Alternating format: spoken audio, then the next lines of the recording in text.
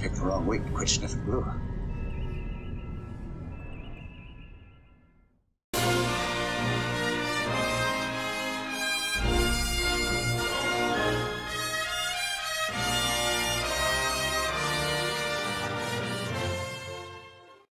Okay, you're going to have to pardon me because I know you're going to hear the compressor come on, but what I'm doing is I am putting a top coat, and there it is, of a very light gray, not quite white, over top of these templates.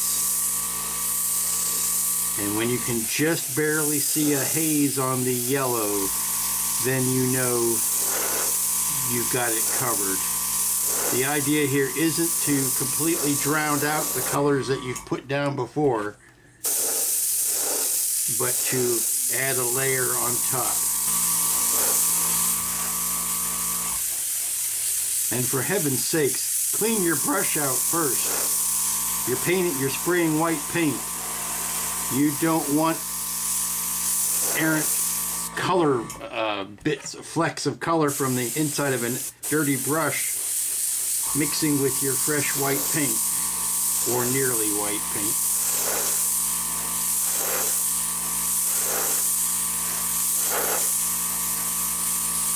Of course, the big news is this is probably per square inch the biggest area on your starship, so everything else will seem like nothing compared to this.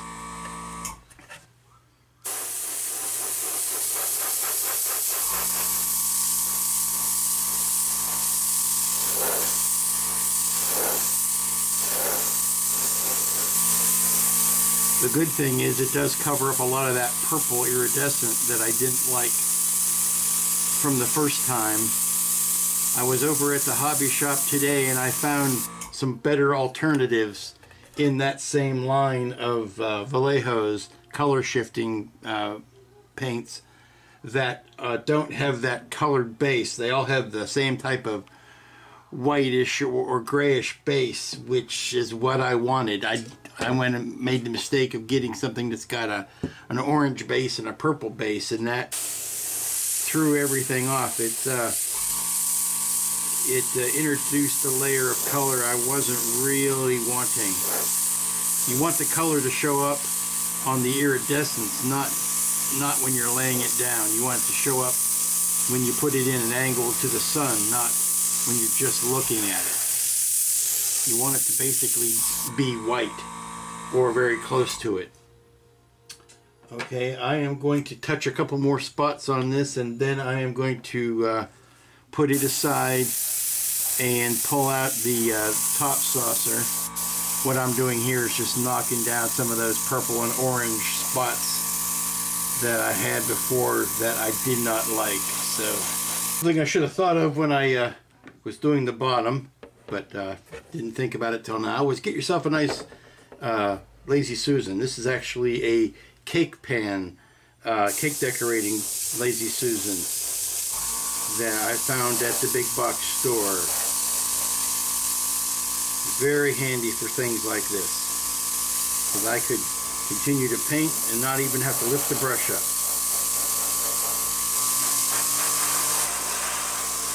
Normally I would be wearing a mask, but because I'm on camera, I'm sucking it up. I'm basically holding my breath. But this is Tamiya paint. I have inhaled enough Tamiya paint in my time to probably paint several starships. So were this to be an enamel or something like that, then you betcha I would be all masked up and respirated and ready to go. But I do have windows open and ventilation happening. But because I've got company, all of you, I don't have the fans going, nor do I have, the compressor's making enough noise for both of us. But I don't need to have the noisy fan on at the same time.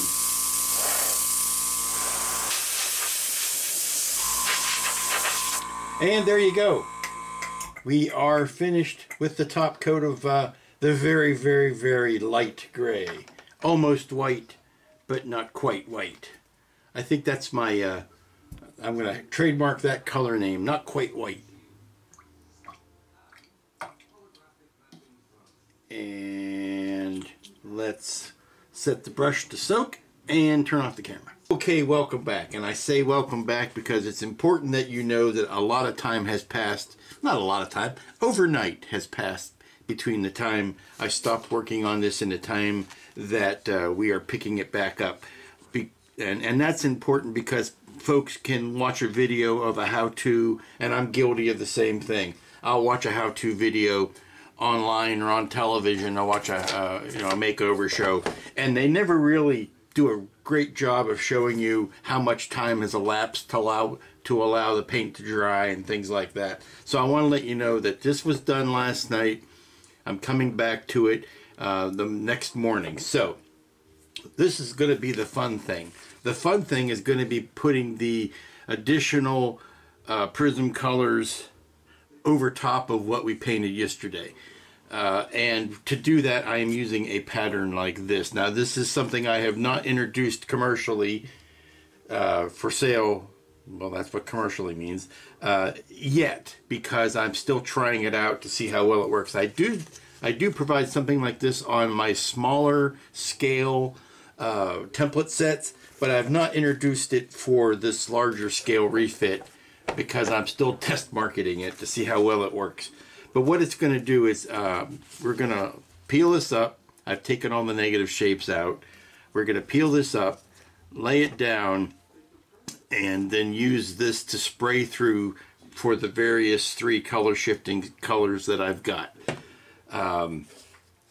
You may remember I did something similar to that right at the very beginning when I put the first coat on, and then I went over it with something like this, where we're going to do that again. And what this helps to do is, again, to introduce a randomness to the pattern. Okay, I've got 4 templates plotted or emptied out, weeded. The technical term for that is weeding, when you take all of the inside shapes out.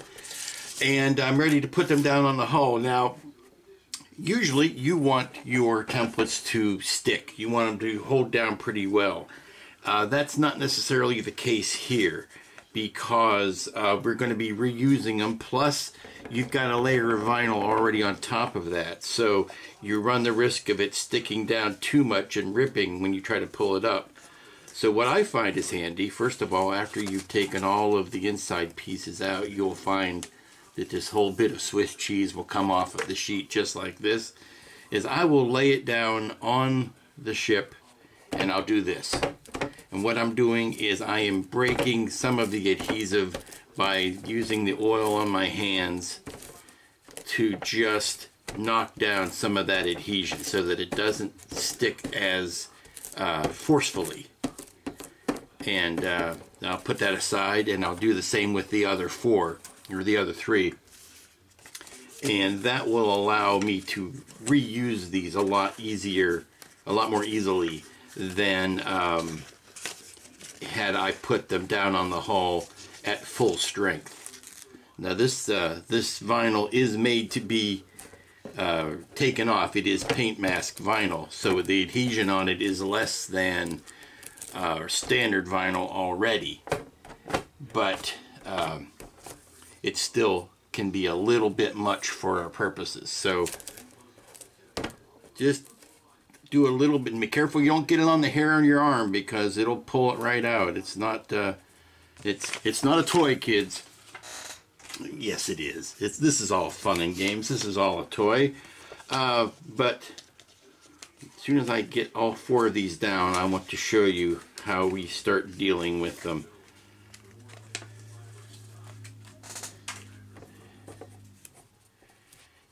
And again, just handling it a little bit, just knocking down the initial adhesion. And you need to let them like recoup. If you stretch it out of shape slightly, you might want to let it lay and it will resume its normal shape. As long as you haven't stretched it completely out of whack, it will snap back into its native shape. So okay, the time has come. I've got all the masks down. I've I've got them taped off around their perimeters just to avoid any unwanted overspray. And what I'm doing is getting my first color shifter paint in the brush, and this one is bright gold brown. Hopefully it will not show up too brown, but what I'm going to do is just randomly, as much as a person can,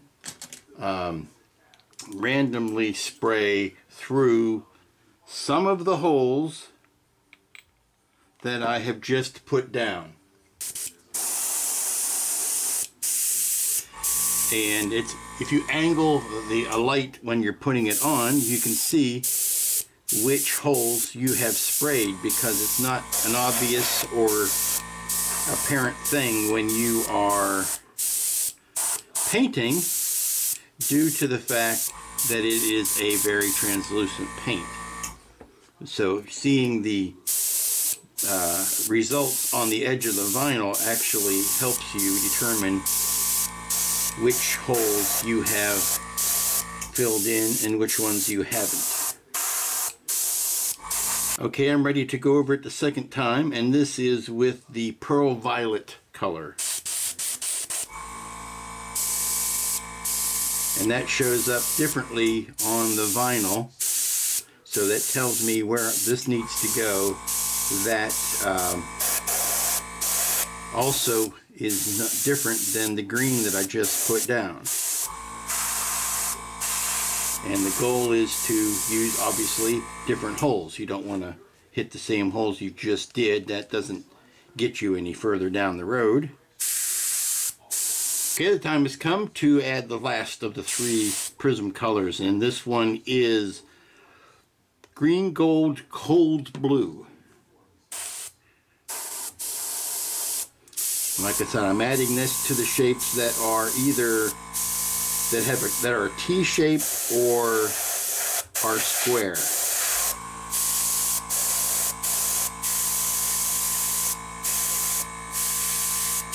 And I'm being a little bit more careful with this one so that it doesn't spray into other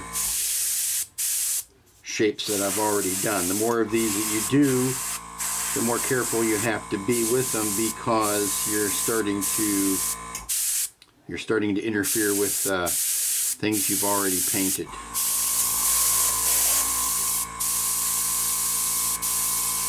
Okay, that's enough of that noise. So now the thing to do is to let this dry, because this stuff is very runny and it's a little bit more moist than I was hoping, and as a result, it might get runny and might be underneath the run underneath the templates if I pull it up too quickly. So I am going to just, because I can't help it, I'm just going to zotz it here and there. This is where this is where the random comes in. There.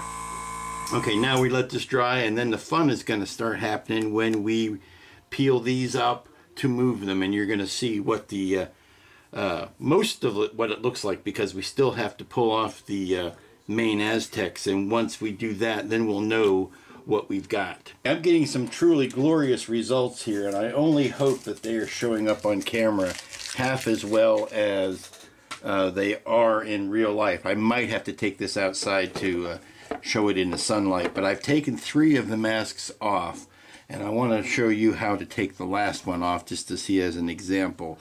And how easy this is going to be for you is directly proportionate to how much pressure you put on them when you laid them down. These are designed to be used twice. The set will have 8 of these, 4 to be used on the first layer and 4 to be used on the second layer. So they're designed to be used twice, so you got to be kind of gentle with them. But I have found that if you take them up by this edge and try to talk over the compressor and kind of pull them off radially this way, it will give you good results. Now, I want to let these lay aside for a few minutes, because they need to kind of snap back into shape. You can kind of see how distorted they are. If you lay them down adhesive side up and just walk away from them for about half an hour, they come back nice and flat, like this one. So that's what I'm in the process of doing, just lay those flat. But look at that. You can see all the new stuff that's sitting on top of the templates. All of these templates have yet to come off. But you can see what we've put on top of them is really starting to break that pattern up in a way that is very sexy. And you're not getting the obtrusive actual color like we did on the first layer. If I had it all to do over again, I would not have used those ones. I'd stick with these particular colors. But look at that. Okay, I've got it out in nature and I'm trying to find a look at that. There you can see all of the, and you can hear the tweeting birds in the background. That's a bonus, but here you can see the iridescents doing their due.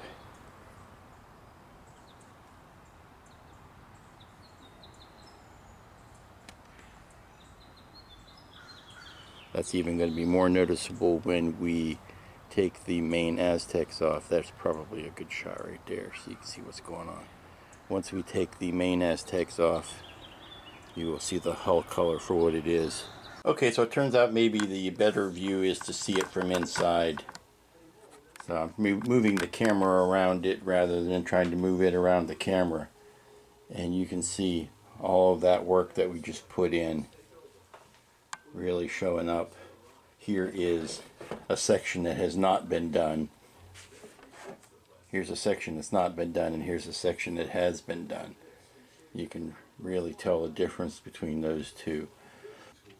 Okay, so we're ready to start on the bottom of the saucer now. While the first go round of the prism paints or the color shifting paints is drying on the saucer, on the top saucer, we're going to go ahead and do the first round on the bottom saucer. And you know, I was so busy trying to stress the point about taking some of the adhesive off the backs of these.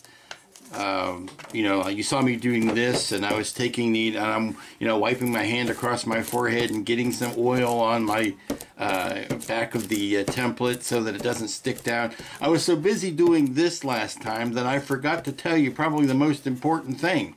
So I hope you weren't following step by step, or else now you've made the same, well, it wasn't a mistake, but you may not have gotten the caution that I wanted you to get.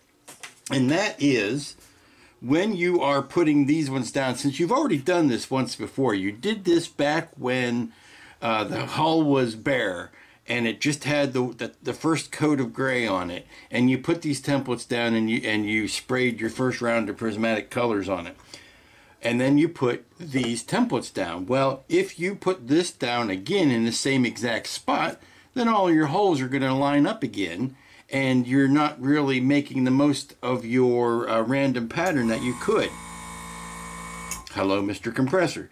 So the important thing I forgot to tell you was, when you go to put these down, you need to shift over one hull section. That way your new holes don't line up with the original holes that you had the first time. Now, since I started everything on the 12 o'clock, see, this is the neck. Well, if you do it like this, there's the neck at 6 o'clock, there's 12 o'clock, there's 3, and there's 9. On camera it may look slightly different. So what I did is I lined everything up on the 12 o'clock at the edge of the seam first time. Well, now I need to move that over to here so that when I put my templates down now, they don't share the same openings as they did the first time I did this. And I'm sorry I forgot to mention that, but I was so enamored with the idea of making sure you knew to put some oil down on, or to, you know, knock the adhesive down on the templates, that I forgot to mention that, and I apologize. But this way we know that our holes are not going to be overlapping.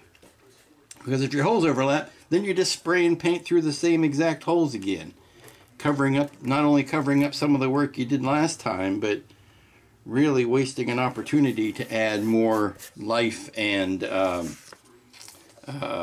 variations and randomness to your bottom of your saucer. So again, we're going to skip 2 sections. Here I am putting the oil from my hands. And again, if it's a sweaty day and it's a hot day out like it is today, you might have the sweat of your brow. So I'm just wiping my forehead and just patting the top of this. Now you're still going to drop 2 sections and then put the next one here, but it is going to be the whole thing. The whole pattern will be shifted by a hull wedge, and you will get better results. So let me concentrate on putting these down. And again, because you're taping the perimeter of them off, they don't have to be specific and, you know, going all the way out to the edges. You're going to tape some of that off. It's time to start painting on the bottom of the saucer, and we're back to our original paint, which is the bright gold brown. Sorry, let's hold it in front of the camera.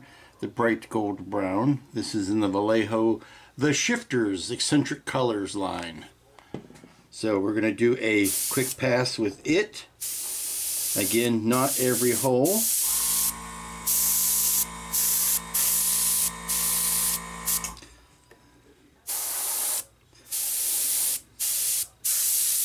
All 3 colors have been put down on the bottom of the saucer. I spared you seeing some of that because, you know, once you've seen a guy's airbrush through a bunch of holes, it loses its allure very quickly. So I just went ahead and did that while the camera was off, and now I'm just going to remove the outer painter's tape. And then what I want to do is give this a few minutes to set up, to dry, and then I can, remove the vinyl, let it heal, and go get the top of the saucer, and we can do the last round on it. Okay, so I am pulling the last big mask off. I went ahead and did the first 3, and I will set them aside to reshape themselves. Again, we're getting the results I'd like. Maybe I would like them to be a little bit more contrasty than this, but that would probably end up looking fake. What I'm seeing is the nice subtle shades that I should be expecting, and once we get these off, it's really going to be much more noticeable, I think, because we're going to see what's underneath. Here you go, and if I could just comment again, these are the same templates that I used the last time. I have not cut new ones, so you can see how well they flattened back out after the last use. So give them a little bit of time to rest, and they will bounce back stronger than ever. So now that we've got, like, these 2 were done last time, so we move it over and we put it down on these 2.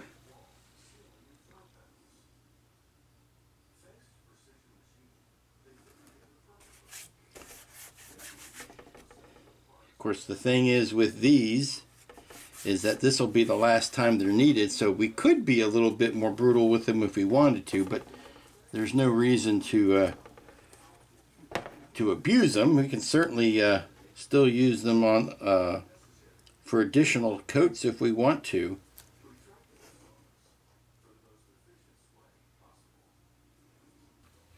Alright, so I've got the top templates taped off, and I'm ready to go again with the 3 colors. But since you've seen me do that before, you scarcely need to see it again.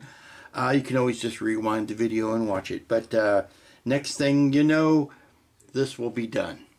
So we're getting ready to put the I've just put down the masks on the bottom of the saucer for the last pass, and I certainly didn't plan it this way, but I am happy that it worked out this way, because this is the last time these masks are needed. I don't feel bad about cutting out around where the phaser banks are. And if you put this down, say, and your phaser bank is sticking up, it's hard to get the vinyl to wrap down around that. That's what I'm saying. So if you want to plan it so that you are using these in the area of the phaser bank on your last pass, you will have a much happier painting experience, because you won't have to worry about them sticking up. And also the neck goes through here, and I'm not worried about painting the area where the neck is. So let me get this taped off, and then we'll be ready for the last bit of painting for today. Last bit of painting. Okay, so now we're down to the bones of it. We have taken off the painting masks, and now I'm removing the Aztec masks.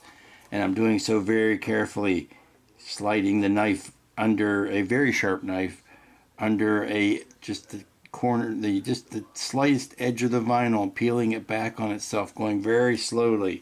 This is not a band-aid. You do not need to yank it up. But what it's revealing is the paint we had way back on level 1, round 1. All of that paint is coming back and revealing the pattern that we painted underneath there. Remember, I said I didn't particularly care for that brown and purple iridescent paint that I used the first time. Well, some of it's starting to come back up, and that's unavoidable. That's because it was painted there. But if you look at this in the shifting light, you will see the different patterns and different Aztecs coming up. And this is why, well, I'm going to make the most obvious and important statement I can make, but you're going to smack yourself in the head and say, yeah, that's obvious. The colors that you use are going to determine how your saucer turns out. And that may sound like an oversimplified statement, but it's the truth. If your base coat is not different enough from your top coat, then you're going to have a hard time seeing this Aztec pattern. If that's your goal, you know, God go with you. You've achieved it. If you really want that to stand out, then you have to throw in extra contrast between those two colors.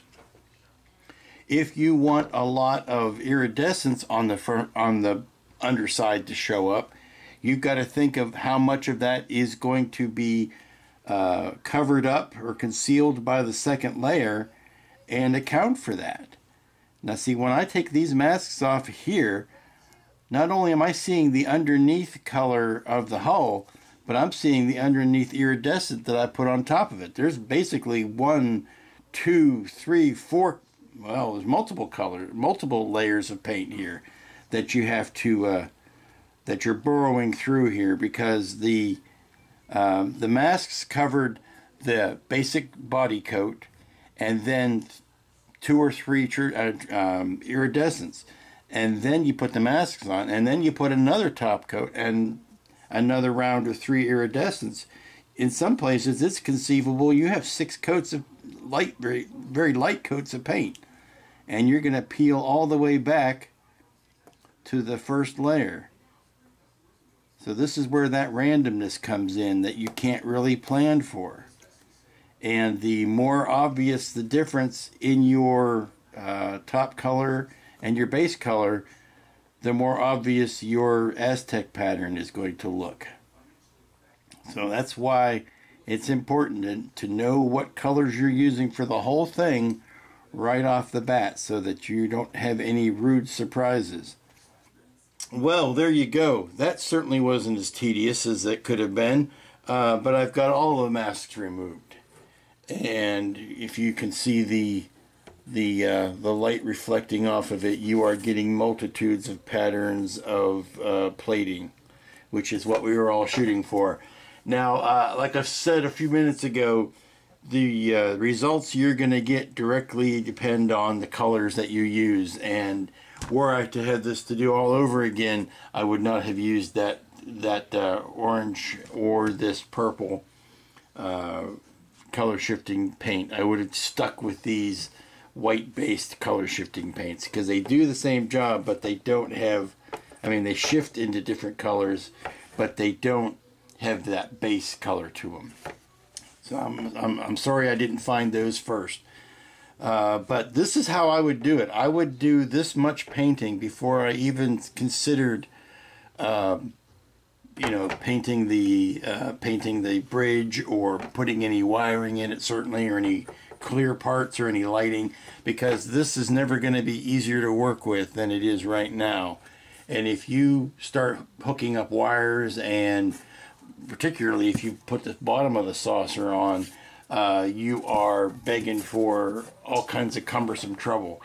To me, it's always been easier to paint the sub-assemblies and then build the thing and then touch up the paint than it is to try to make the whole model and then paint it as, you know, as a last step. So what I want to do is go put a clear coat of satin on this, hoping against hope that it does not ruin the color shifting idea, and then go and finish the bottom saucer, because the bottom saucer still has the templates on it. But look how pretty that is in a when it catches the light. And there you go.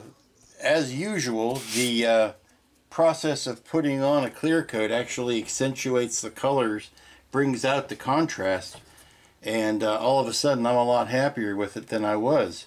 It did not cut back the color shifting like I was afraid it was going to. It actually it mutes it a little bit, but it makes it a little bit more uniform, which is great. Now I'm very happy with how this turned out.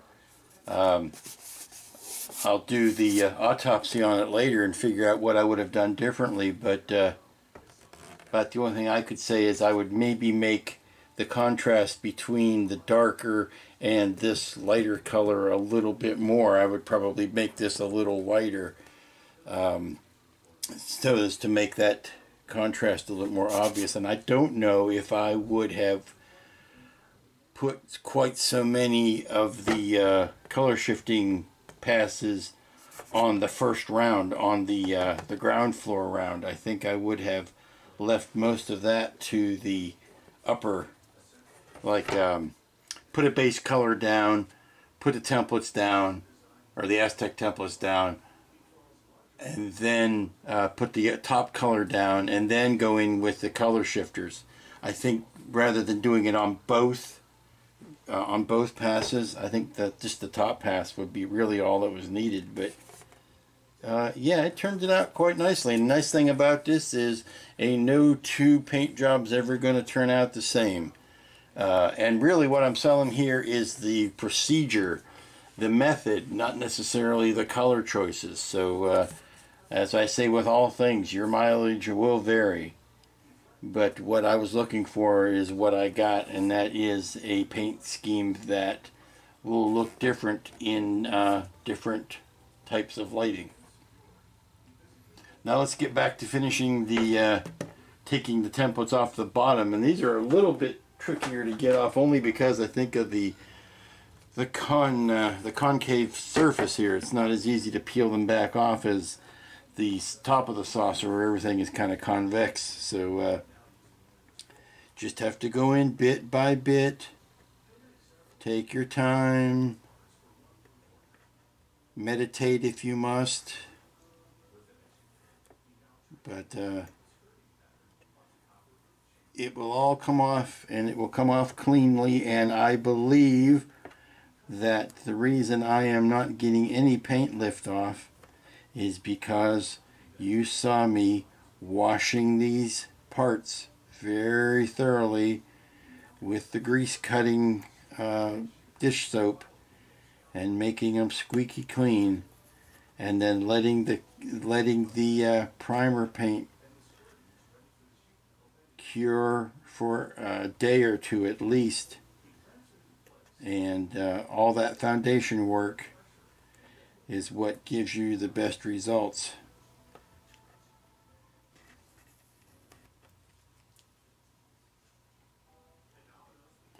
A couple more here, and then I'll leave you to your regularly scheduled programming. There you go. See, This took a whole section off and it didn't take much time at all. So I'll get the rest of these done and then we'll throw some primer, yeah. That'll be great because you'll cover it all back up. No, put a clear coat over top of that. Well now, I can't think of a better way to end the day than to show you the bottom of the saucer with all of the templates removed. I'm going to quickly put a coat of the clear satin finish on this and we will be done with this entire project. All that will be left will be to paint any details, finish construction, and build the rest of the ship. But other than that, this much is done. There you go, kids.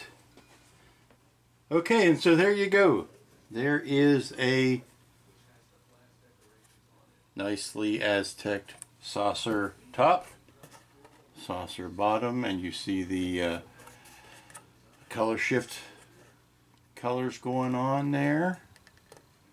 Again, it's not a disco, not showing up everywhere, but it is hitting it depending on how the light strikes it, which is how it should be. It shouldn't be so gimmicky that it calls attention to itself. But you put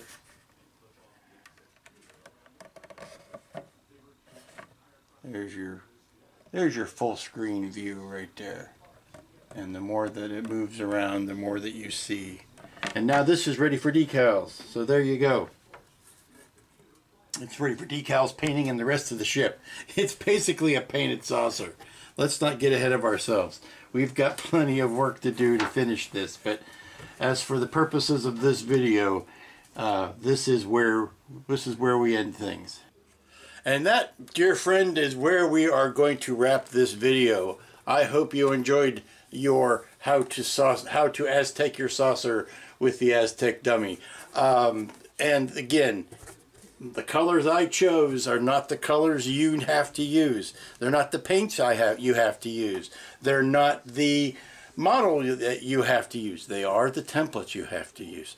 But your colors are going to vary. I'm more interested in teaching you a procedure, a technique that you can run off and adapt to your own liking. There are, even looking back on this now, I can see a myriad of things I would do differently. And that's the fun of it. Every time you do this, it's going to turn out different. Your starship is not going to look like Starship down the street. And if you've got a Starship down the street, you're in a pretty good neighborhood.